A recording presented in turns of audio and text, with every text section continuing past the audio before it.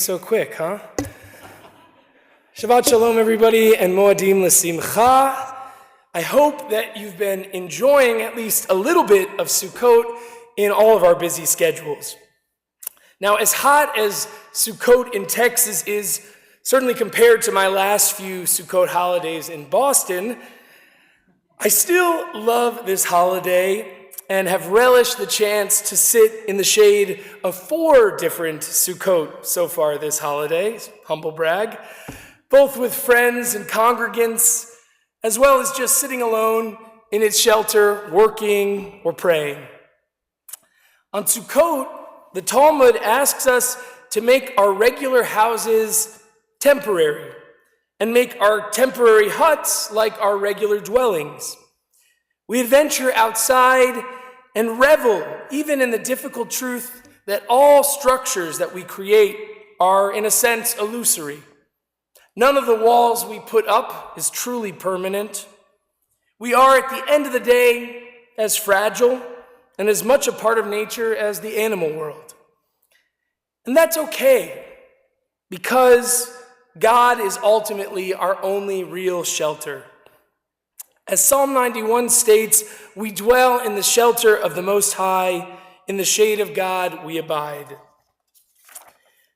Perhaps this is the reason why this week we roll our Torahs back to Exodus, to a Torah reading about a story where Moses demands to see God's physical glory and for God to remain abiding with the people after their sin of the golden calf. In a famous line, God responds to Moses that no human can see God's face and live. But God is willing to show Moshe God's back.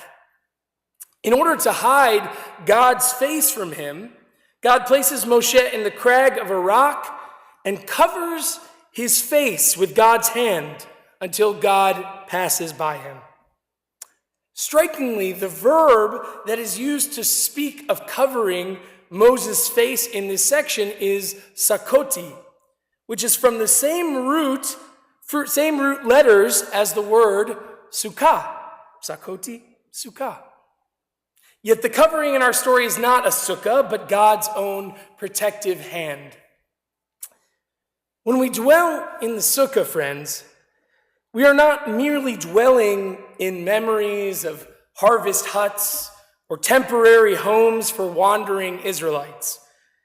We are being sheltered, in a sense, by God's very own hand.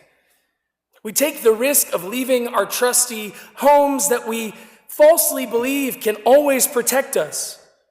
And when we take that risk, God, as it were, places God's hand on our heads to protect us from all harm. The covering that shelters us, as well as the gaps in the covering that help us to see the stars, bring us into a closer, almost physical relationship with the divine. A midrash from the Song of Songs confirms this idea.